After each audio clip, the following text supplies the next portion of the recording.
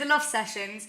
We're your hosts, Ency and Lexi, and we're here to bring you the best music, art and talent from all around the country. In the Loft, we have our music and sessions host, Megan. We have a luscious lineup of guests too. Coming up, Brighton's legendary street and graffiti artist, Cassette Lord. We have award-winning freestyle rapper, the satirical lyrical miracle that is MC Gramsci. And Two Door Cinema Club's Ben Thompson.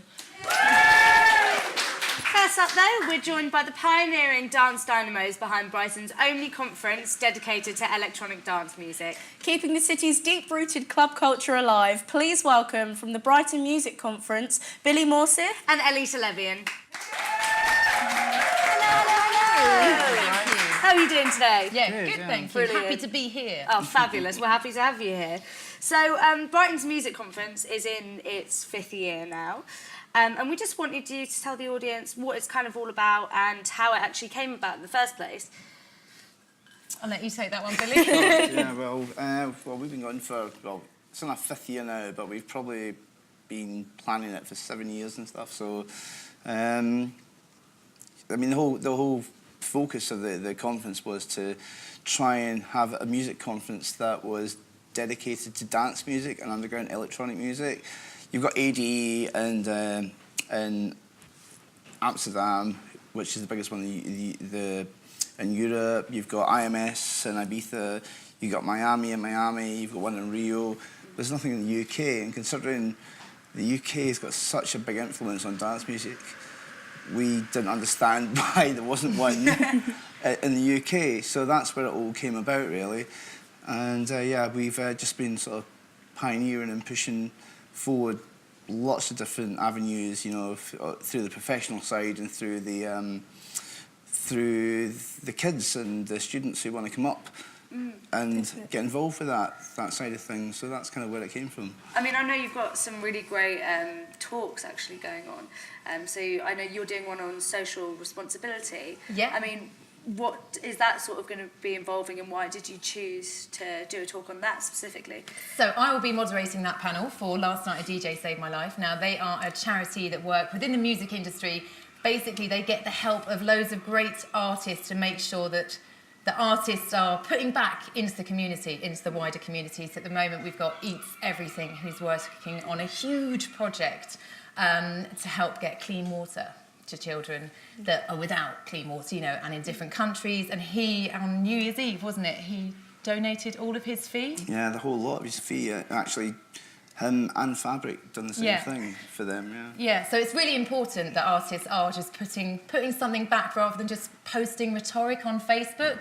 So he's a really good example of somebody that isn't just sort of liking and sharing and saying, I'm going to do this, I'm going to do that. He's actually doing it. And there's quite a few artists on that panel that are going to be, you know, representing artists that are doing it. They are out there, they're using their position and the platform that they're in to make sure good things are happening in the wider community, and that hopefully fellow artists will follow suit. Yeah, I think it's brilliant. A lot of people, as you said, do speak about it on social media and then don't actually commit themselves to doing it. So I think that's a really interesting part of what you do in Brighton Music Conference, because people may just think it's all just about the music, but actually it's got a lot of deeper things behind it. Because you're also running a seminar on the mental health in electronic music industry. What are you hoping is going to come out of that discussion? Well, basically, BMC, you know, it's been around for 5 years, in its 5th year this year. Each year, the conferences and the talks have to respond to what is happening in the music industry. Recently, there's been loads of research on mental health and the mental health of DJs. Artists at ADE in 2017, they premiered 2 kind of documentary movies that focus on that. So there was Avicii's True Stories. Yeah, have you heard of that? Yeah. Okay, so Avicii is like a really young, rising young electronic music artist. He got famous really, really quickly, accelerated, and then that follows his journey of basically making a decision to pull back and concentrate on his mental health, because it was having a huge effect on him. And then there's Slave to the Rhythm also, which features loads of really huge artists, doesn't it? Yeah, I mean, that's actually made by Pioneer DJ. You know, so it's a massive film that we're actually going to be showing that at BMC this year That's as well. great. Which is really exciting. So hopefully that discussion is going to address things that people don't necessarily want to talk about, but that do happen. Being a DJ is great, it is fun, but you're travelling a lot on your own and you're going to hotels and it's not that kind of fancy. If you're a responsible DJ that wants to do well in the industry, you are staying in hotels till you're called on stage and then you're going back again. You're not partying. It's a really isolating, lonely experience. It's a lonely life, man. You know, it Yeah. really is. Once you get up to that level, you know, you're on the road all the time. You haven't got an entourage travelling around with you. It doesn't work like that. You No, know? no. Do you feel like people make it out to be something that's really glamorous, whereas actually it's Yeah, of course, probably a lot they more do. stressful? But it can be quite stressful for particular artists, especially if they've got kids or they're married and they're having to be separated from that dynamic. Yeah, it's a lot of responsibility as well to be on it and to be at the front of a stage and making sure everybody's having a good time. Yeah. You know, there is pressure with it. Obviously, as the show is brimming with, you know, artists and we've got some great people in, we've created our own Spotify playlist for everyone. We've got all the audience, all of us have put in our favourite tracks. Can I ask you both what track you'd like to add to the Spotify playlist? I think I'd like to put, well, my famous track of all time is Massive Attack on Fifth Symphony. Fabulous. No, I love My that favourite song so one, much. you know. And mine is, now I'm probably going to mispronounce this, it's Norican Soul with Jocelyn Brown. It's all right, I feel it. Gorgeous. Uplifting. Really quickly as well, what are the dates and how can you get tickets? Okay, well, it's the actual main conference is on the 26th and 27th of April. And you can get tickets from the BMC website, brightmusicconference.co.uk. And it's really important that as many, you know, young people, students come along and get a feel for it, because it really is a conference for everybody from kind of amateur, enthusiast to professional. And it's great to network. Yeah, that's great. Absolutely Well, thank you brilliant. so much for coming Thank in and having you. a little bit of a chat with us. Yeah. as Are well. you guys ready for some live music? Well, let's go to Megan in our very intimate setting in the loft. Thanks for that, girls. Welcome to the first ever Brighton Loft Sessions. Tonight we're going to be introducing you to some of Brighton's finest talent. We've got an incredible lineup for you guys tonight, but first kicking off the night is the incredibly talented Scott Booth with The Rose.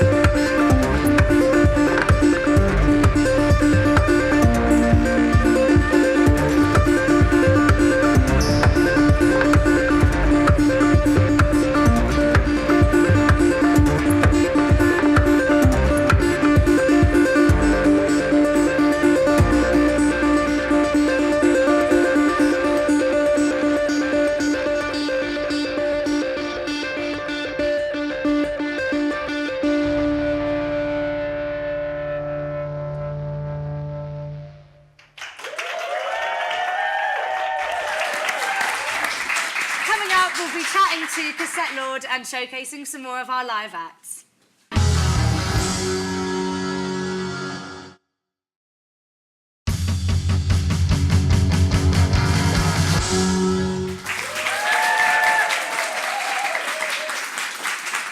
Welcome back to the Loft Sessions. Now, our next guest's artwork adorns almost every street around Brighton and Hove. His iconic images giving the city a unique stamp of retro cool. It's so striking that we really wanted some of it for our studio. So most of the artwork that you see on our walls here and also in the live stage is by the man behind the can himself, Cassette Lord, also known as Martin Middleton. Hello. Hi. Hi, how are you doing? Very good. Now, how do you like to be referred? Is it street artist, graffiti artist, or something else? Street artist. Street artist. Or pop artist. Or a yeah. pop artist. So your work and your name, obviously you're so famous around Brighton. Can you take us back to the beginning where it really started for you as an artist? Sure, yeah. Well, I used to paint graffiti art murals of young offenders, and we were doing a mural, and 2 of those junction boxes were in front of the mural. So I asked the council if we could go over them with the mural, and they said, yeah, well, can you do more of the boxes? So I said, yeah, great. You know, so spread out and did more, and the young people weren't really getting how stencils work, so I made up sort of cassette stencil, because I was making sculptures out of cassette stencils at the time. And yeah, it worked really well, and people started identifying with it and really liking it, so yeah. Speaking of the council then, would you say that Brighton Council has been really supportive Absolutely. of your work? Yeah, they're really supportive of all sort of street-based artwork in Brighton. It's great. Yeah, I think we're in a real bubble here with the attitude of the council, you know, compared to other parts of the country, you know. So, it's, you know, it's great creative, progressive attitude, so yeah. I mean, we do have so much all around Brighton, a huge amount from you. I mean, how many cassettes do you reckon you've actually painted over however many years now? Hundreds. I mean, I must have been doing it for about sort of 8-9 years now, so I've done the same box over and over again, because they get buffed and painted over, and you get all kinds of messages left, you know. So yeah, and some that are a little bit more in obscure locations, they can last for a long time, so they're almost kind of like cracked and antiquified by the sun and stuff, you know, so yeah. Yeah, definitely. How long would you say kind of a piece would take for you from the thought process of the initial idea to it being a finished piece? It can go into the months if you're trying to sort of really formulate a new, fresh idea. You know, right through from drawing to cutting a stencil. I mean, stencils, that's the hard work. It can take all day there with the pencil and the scalpel and stuff, you know. But when it comes to actually painting a box, I can do it, take 2.5 hours over it and, you know, make it really nice. Or if it's really cold, like it was recently, I can do it really quickly and, like, you know, get home, you know, before my hands fall off, basically. So, no, it's not just cassettes that you do as well. You also paint a lot of other things. What would you say is your biggest interest when you're painting something else in a studio?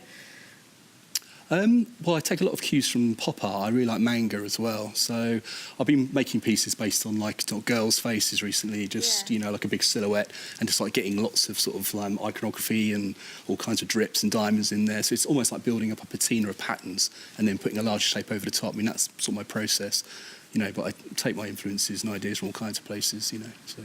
Yeah, I think it's great that you don't just limit yourself to just cassettes. Obviously that's just what I'm known cassettes. For, but also, you know, you're out on the streets, but you also do go back to studios as well. If something works really well, you know, on a piece of wood at home, then I will take it to a box and then introduce it as a fresh idea. I mean, I do like cassette animals, they've all got like sort of cassette boards for eyes and things like that. So I'm just trying to sort of diversify. It's just like a starting point. I use it as a kind of base for my ideas and then go out from there, you know, so yeah. You do a lot of work with a youth centre and things like that. Is that something you're really passionate about, and new artists coming into the scene and being able to help tutor them? Absolutely. With those guys? Yeah, I used to do a bit of teaching in school, and I work at Brighton Youth Centre, which is just up the road, and we have like a really good night there called Exploring Senses, which is like an art tech night, and young people come in, they draw, and then they can use 3D pens, you know, to make a 3D model, and that can then be printed on a t-shirt, you know, so it just enables them. And, you know, when you teach, when you work, you know, obviously you're trying to inspire young people and to get them to draw, but the ideas come back as well. They sort of show you things a different way than you've understood it, so then you get ideas. So it's like a two-way thing. How culturally important do you think street art is?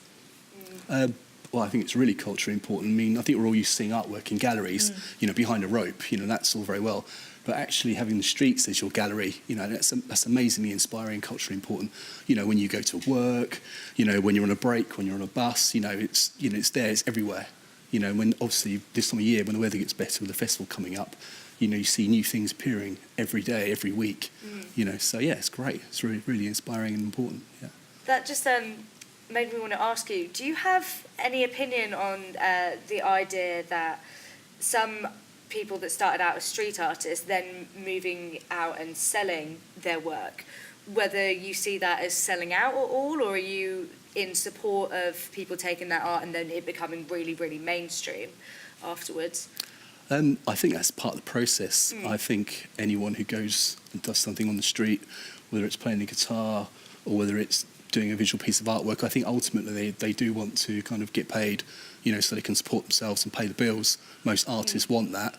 The trick is not to make it like too commercial and dilute it too much. So you hollow it out. You know, it's try to keep it fresh and try to do new things.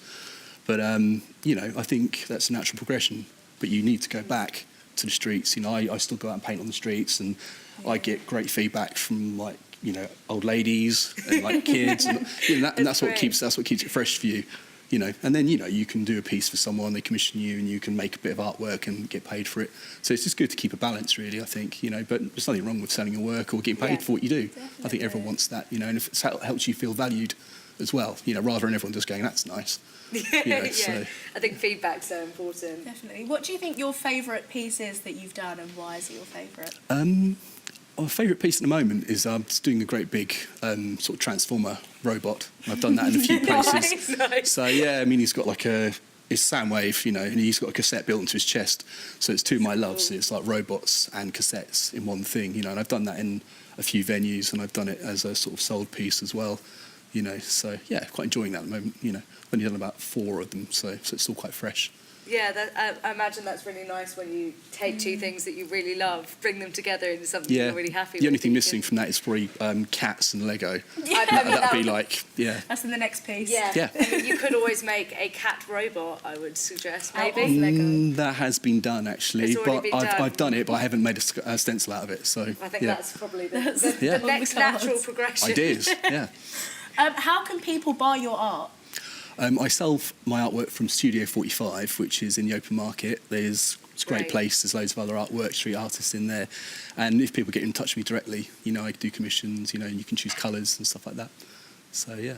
That's lovely. Thank you for that. Hopefully we'll get some more artwork from you as well. Great. Let me know if you need anything. Yeah. Definitely. Can I please ask, what song would you like to add to our Spotify playlist? The song I've selected is by Beck, and it's called Sex Laws. And the reason I love it is because of the video. It's mental. Oh, that's great. Well, hopefully we can put on a little link to the video as well, so that everyone can see that. Definitely. Well, it's been really great chatting to you, and we really, really support all of your artwork and are big fans ourselves. Definitely. Of all of it. Really, really and great. thank you again for providing some of the artwork as well. Pleasure. Thank you. So I have got my Spotify suggestion, which was Our Eyes by Lucy Rose. I've gone a little bit more old school, and I've chosen Coppers by Rancid as well.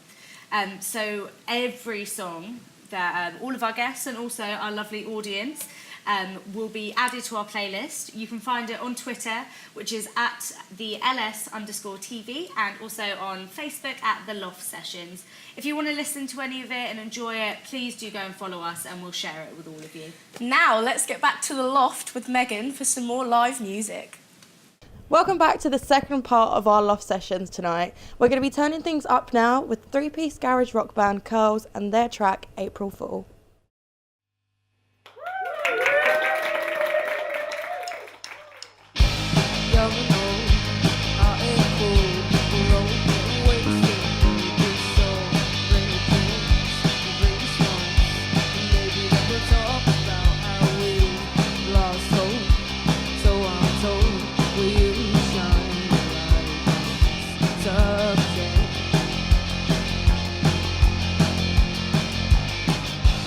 To and from here and there, you always seem so unprepared. Oh, I'm so tired of blurred lines and useless information filled with lies. You say blood, you're right from wrongs. It all just sounds like a cover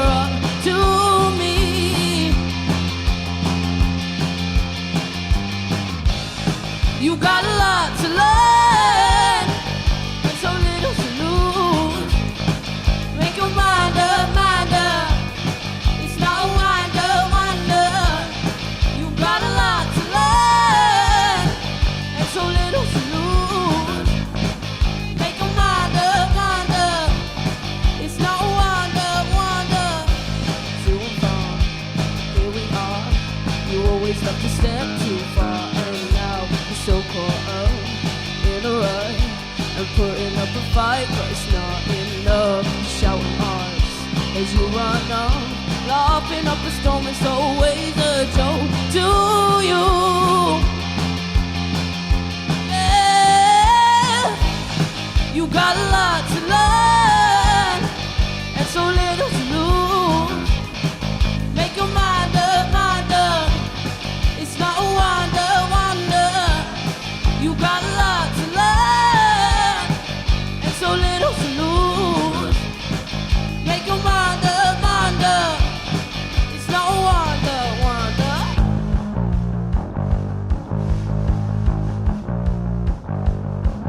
Woo!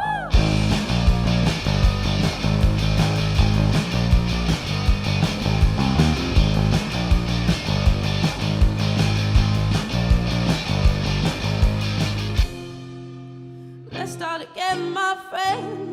You know I'm willing to forgive you. Take me to a promised land. You know I wanna get to know you again. Don't let me down this time around. Don't let me down. Don't let me down.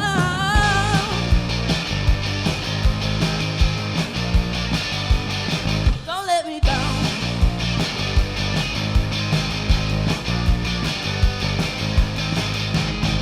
You got a lot to learn and so little to lose. Your mind up, mind up. It's not a wonder, wonder.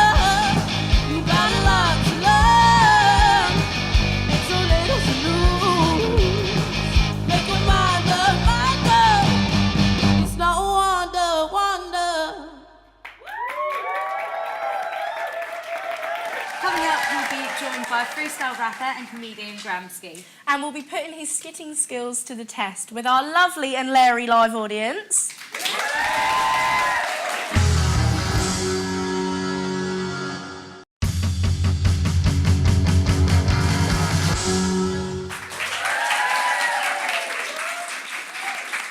Hiya and welcome back to the Loft Sessions.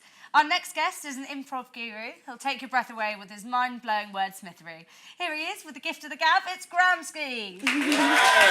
Hello. This is lovely.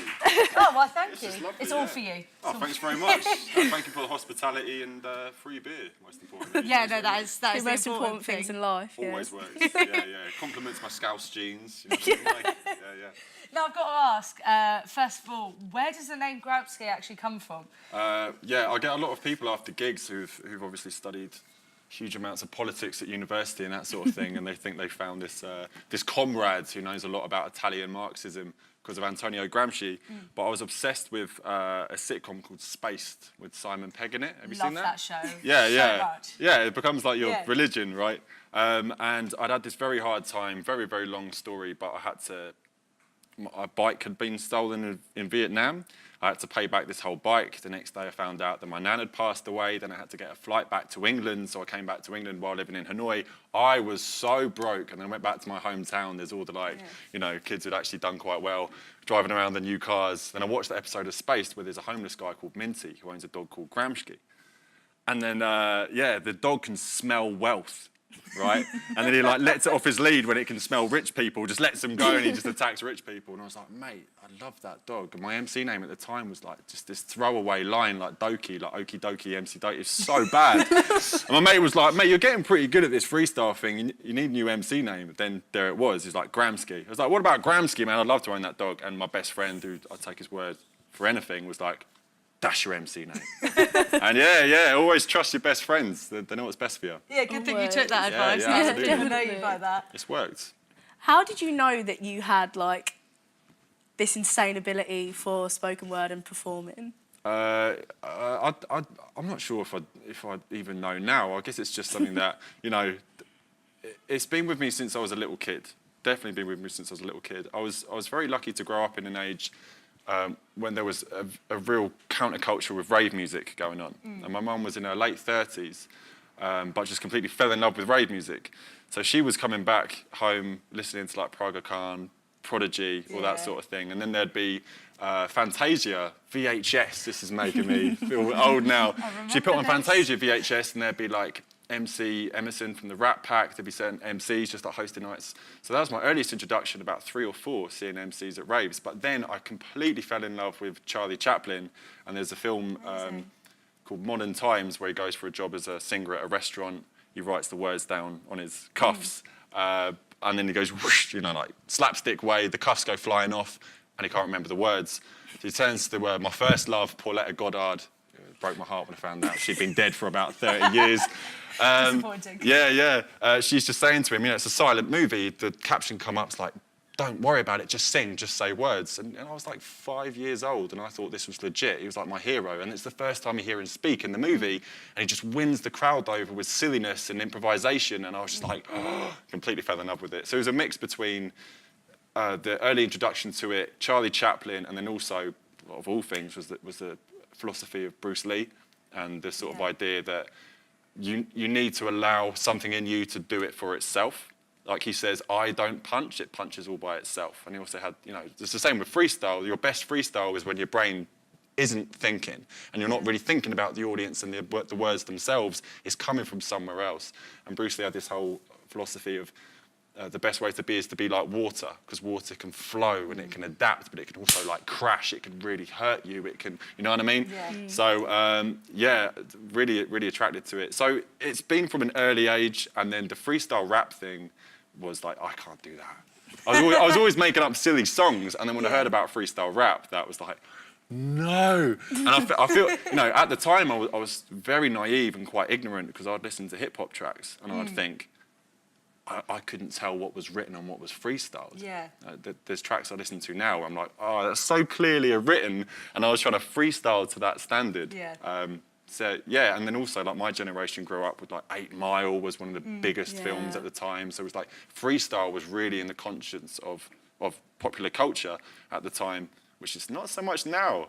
No, you don't get as much of it. A lot of things are more manufactured. It's become, like, mythological in some scenes. Like, no one actually, like, freestyle. It's like, come to Brighton, man. It's like, come down to Brighton. It's like, there's a bunch of, like, geniuses. Like, not... You know, I'm not being over dramatic when I say that. There were like geniuses in this town when it comes to freestyle lyricism. You know, people I really look up to. Like, so yeah, if I'm on the same level as them, I'm just like, cool, all good. I'm happy with that. It's a good town for freestyle. It really is. Yeah, no, it really is. I mean, there's a lot of interesting stuff in Brighton, but it's great to see that that's actually still part of our culture, as well as all of the punk music, the rock stuff, a lot of indie music down here as well. It's the difference between. I think anyway with freestyle, it's the difference between having a conversation with the world and then and then with written pieces, that's like writing a letter to the world. Because with freestyle, in the same way as this conversation right now, right, if one of you started like just randomly pulling a funny face at me, it would completely throw me off. I'd be like, okay, but if you're mid-flow, it's going to throw you off, but that's going to be communicated through language and through your MCing. So when you're in an audience and you're MCing and there's one guy at the back or one girl at the back or someone in the front, whatever, just giving you a look of like, what? Your freestyle completely changes to if they're at the front going, yeah, you know what I mean? Well, speaking of freestyle, we would absolutely love to see you in action. We have got some of our audience prepared with a little game we'd like to play with you to see if you can do some magic on the spot for us. Absolutely. Definitely. I know you've got a mic with you. Okay. How do we do this? Okay, same as always, I guess. Okay, ladies and gentlemen, so this is what's going to go on. The story is, you find the lamp, you rub the lamp, a genie comes out, but he's not the type of genie who gives you 3 wishes. What's going to happen is he's going to offer you something. You can take away something from the world, something awful, something horrible, whatever. Take it away, but then you have to replace it with something from your imagination, all right? So the first things first, something that's going to be taken away from the world. Do we have any offers? Sexism, gone. So the genie will offer that. Sexism will be gone. So what is going to be included? What's going to be added to the world in replacement of sexism? What do we got? Gangster unicorns that eat fried chicken. Gangster unicorns that eat fried chicken. Brilliant. Okay, that's cool. Yeah? Nice one. Safe. Okay. So then the Genie just gave me that offer. I was looking at him and it's about time that I toss you right out the window. I don't need you no more. So I turned on the TV and on Channel 4 was the news. They were looking right into the screen going, we can't believe this. Honestly, I mean, we had to keep flicking the channels of our television going, oh my Lord, mate, there's no longer any sexism. It was crazy. We could not believe it. No chauvinist misogyny, mate, we couldn't achieve it. It was impossible to even utter the words. There was no more chicks, mate, and no more birds. It was all men and women just working together forever. The men and women both acting clever. It was ridiculous, mate. We turned on the television. People questioning, do we now need feminism? Maybe we do, maybe we don't, maybe we will, maybe we won't. And then we started to just go into the microphones and everyone together just put another arm saying, mate, it's much better. But now we just went into a place where instead of the sexism, we started just focusing on race. Then we realised that we got the boys and girls. Maybe without sexism, it will be a better world. Maybe. Are you crazy? It definitely will. We're looking at the people and the women that were killed, the men and the women that were put in their holes, all of us having to play the damn gender roles. But now we say, mate, it's much better with this friction when you see the little gangster unicorn eating chicken, make it finger licking right here. Can't you see that he's the little unicorn? I can't believe. Honestly, I'm the gangster unicorn. You can't ignore me. I'm a horse with a horn, so I'm always damn horny. This is what I'm doing, mate. I've got my insane flow. Check this out, mate. I can poop out a rainbow. And on the end of it, at the end of the rainbow is a little bit of gold. I got a bit of chicken in my hand I'm gonna hold. I keep on licking this finger licking chicken, gonna go into the kitchen. This is my #1 diction. I can't believe it, mate. We used to be insane. We used to play the feminist, the misogyny game. And now I'm just looking at this little unicorn that is eating on the chicken just again and again. What the hell is going on, mate? He bust into my kitchen, looking at me with his eyes of such friction. What the hell is going on, mate? I'm gonna spank you. I'm bored of this unicorn being such a gangster. So now he says with this crazy little manner, I'm a gangster unicorn. I'm whipping off his bandana. It's quite crazy, mate. Because I go to KFC. Swap the K for the F and add an M and now it's me. A little MC by the gram ski next to a unicorn that is acting just so lanky. And then I say to the unicorn, what do you think about the way that men and women used to think? And now we get hit to the brink of this and now we get to the end of it. This is the freestyle stuff and now I'm lending this. It's what we always do, mate, since words were born. So big up people who believe in peace and the gangster unicorn. Thank you very much.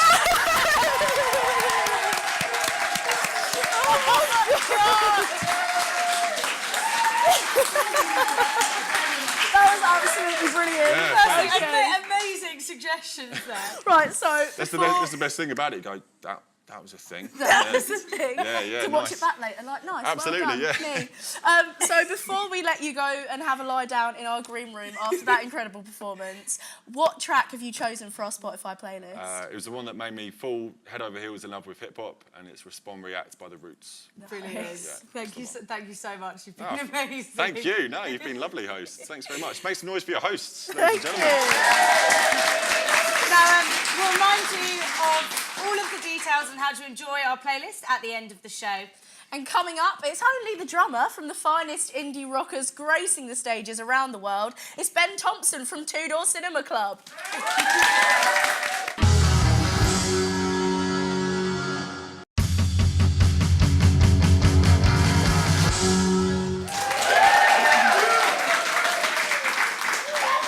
Welcome back to the final part of the Loft Sessions. Now, you've probably seen our next guest behind a drum kit, but you can also catch him behind the bar. He literally shakes, rattles and rolls. It's Two Door Cinema Club's Ben Thompson. Hello. Hello, how you doing? Good, thank you. How are you doing, Ben? Wonderful, thank you. Very fluffy. Very fluffy, yeah. It's a good Cozy. setup we got Comfy. here. So, as we all know, you are the drummer for Two Door Cinema Club. Now, how did you first get that job? Because you started quite a while ago, didn't you? Yeah, I've been playing with them for 9 years now. Been quite a long time. I actually went to BIM myself and got the job through them. Got offered to go on an agent's books, and the first thing that she offered me was an audition with them. Oh, that's amazing. Yeah. That's quite early on. Nice to be eased in, isn't it? It was. Yeah, no, it was in my first year as well. That started, so it all started off very quick. Yeah, it sounds like you were really thrown into the deep end there, because we heard that on one of your first ever performances, you also not only had to play with Two Door Cinema Club, but then had to drum for Phoenix, who were the headlining act as well. They were indeed. That was our first ever tour of the US. I'd only ever played sort of like 500 capacity venues, and then we were all of a sudden supporting a massive band in the US doing sort of like 5 to 15, 20,000 capacity arenas, and the drummer's wife went into labour slightly early, and he approached me and asked me if I wanted to do the set starting from a couple of days after. So I had to learn an hour and 45-minute set overnight, literally. That was fun. Amazing. I went from a slightly chubby teenager to burnt a lot of calories those few weeks, most definitely. But yeah, no, it was great. Very good experience, and hard work. Yeah, a lot of hard work. So you're on the road a lot. What do you think your favourite part about the whole road experience is? Just getting to play so many... It's amazing to see how different the audiences are all around the world. Like, for instance, if we play in Japan, it's very, very different to playing in Skegness. Not that we play... the crowd in Japan is nobody... Whenever we first played there, nobody ever told us that in between songs, it's completely silent. Oh, wow. So we'd be like... are we playing a gig? But basically, it's a respect thing, I think, and they like to let you talk in between songs. But nobody warned us before that, so I think when we walked off stage, I was like, I think they hated it. But no, they didn't. It was just part of their culture. But it's amazing to kind of see the different crowds and stuff. So. Yeah, because you've been to so many different places as well. Yeah, I have. Yeah. Is there anything that you always feel like you have to take with you? The tour essentials. Tour essentials. Black T-shirts. That's all I wear. And Barocca. Not very exciting. Yeah, but I think that is pretty much an essential if you're having late nights. It is very much so. Keeps me going through the travelling. Just about. Now, I know that you've actually gone into something completely different, a completely different venture. You've just opened Manuka Bar in Worthing. I have. Restaurant and bar. I have. How did that even all come about, to go from being a drummer and then starting up your own completely different business? I've always, ever since I was a kid, I've always enjoyed hosting and entertaining people, I think. And we had 6 months off coming up, and I thought, now's my time to do it. Me and my best friend said, if we don't do it now, we'll never do it. So we found a great location. It came up just at the right time, and we just pushed the button and went for it. Very scary thing to do. Neither of us had a clue about the actual running of a bar or anything like that. We just totally went into the deep end, literally. But learnt a lot. It's going very well. People are enjoying it. So Yeah, it's gotten some really great reviews. Apparently the cocktails are great. yeah, we tried. That's what we're known for. Do you have your favourite cocktail? We partnered up with Small Batch, local coffee guys, yeah, that's and did amazing. an espresso martini together. Love a good espresso martini. Yeah, a couple of those, and I'll be rolling around the bar. Will you be up just drumming on the side? I actually do. It's happened a couple of times. I get the shakers, and it's a bit of a stomp vibe. It's a bit embarrassing. Yeah. Because you showcase a lot of live music there as well. Is that something that you always kind of had in the pipeline when you had the bar in the works? Is it something that you wanted to go alongside it as well? Yeah, I really wanted to kind of create that kind of like 1920s, like Prohibition vibes, like those kind of live swing jazz bands. And we're slowly building the night on Wednesdays, and it's going really well. Trying to get people up dancing, drinking cocktails, and having chicken wings, as you do. That's a great combo. It's It's great combo. It's a good combo. I would say so. Yeah. No, it's important to us. I had to incorporate some sort of live music into the bar for sure. I mean, you've done so many amazing things in your career. Do you have any good advice for people that are starting off in the industry, as you're supporting all of these people already with your bar? In the industry, in the bar industry? No, or in the music industry, or both. Okay, yeah. In the music industry, I would like to remind everyone that it's not just all about your playing. It's very much about you as a person as well, and your personality, and being able to get on with people. You're travelling around the world, and you're on stage for an hour and a half of the day. The rest of it, you've got to be in a very kind of big brother-like situation on tour buses and on planes and small dressing rooms. So being able to not be an idiot is a big part of it as well, I'd suggest. I'd say that as good life advice in general. Yeah. What song would you like to add to our Spotify playlist? We had a great band support us in America on our last run called Circa Waves. So I'd like to add one of their songs. It's called Wake Up. It's wicked. Brilliant. That's great. Well, thank you for that, and thank you for No worries coming and at all. joining us. Thanks for having me. I mean, it's a great add to our playlist. We've already got so many different people in there. Got people like Beck, Massive Attack, Roots, Rancid, Lucy Rose. So all of those will be featuring are all from our guests tonight, and all of those suggested by you lovely lot in the audience as well. So to listen to our playlist, you can follow us on Twitter at the @LS_TV or on Facebook at the Loft Sessions, and we'll share it with you. Now, just before we go back to Megan for our final act of the night, we just want to say a massive thank you to all of our brilliant guests. We had Billy and Ellie from Brighton Music Conference. We have Cassette Lord. We had the lovely MC Gramsci. And of course, we've got Ben Thompson. And of course, massive thank you to our brilliant audience. You've been really awesome. Lot of participation. And thank you so much to the Loft Sessions crew and Latest TV crew for making this all happen as well. And there'll be more features, live sessions and behind-the-scene action on our YouTube channel and Instagram. All the details are below. We've been Lexi and Ency at the Loft Sessions, and thanks so much for watching. Now, to play us out, we'll hand back to Megan one last time with another amazing act. We'll see you next time. Unfortunately, we've come to the end of our Loft Session, but closing for us tonight is the wonderful Yellow Bellies with Please Them Honeybees.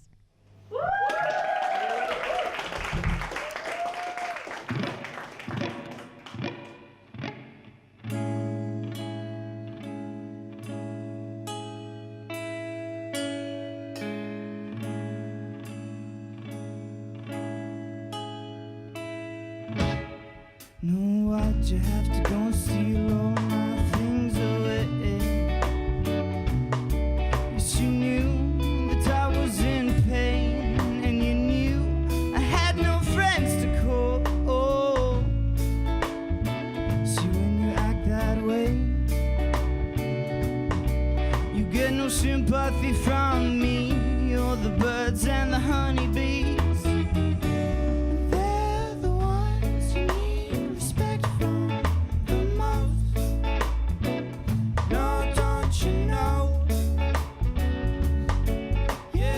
So sad for your situation. Oh, don't you know? Yes, the time can go so very, very slow.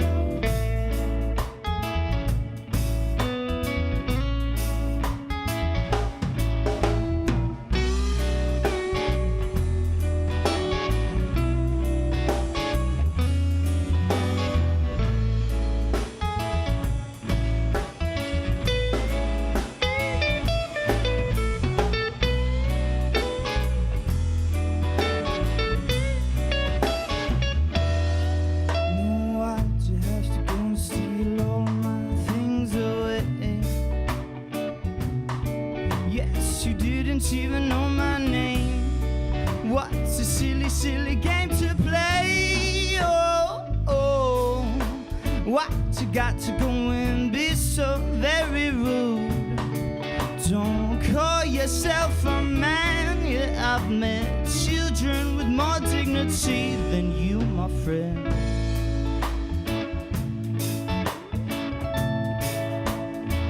Oh, don't you know? Yes, I feel so sad for your situation. Oh, don't you know? Yes, the time can go so very, very slow.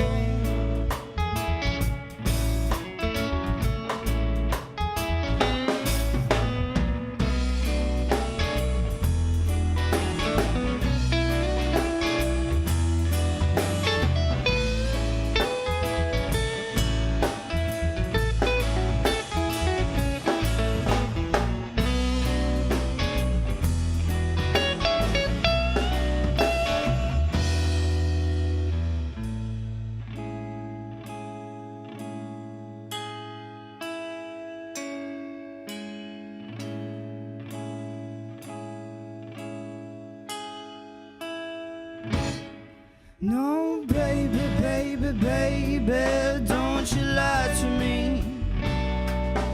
Oh, baby, baby, baby, don't you lie to me. Well, can't you see that I'm in love with the sea?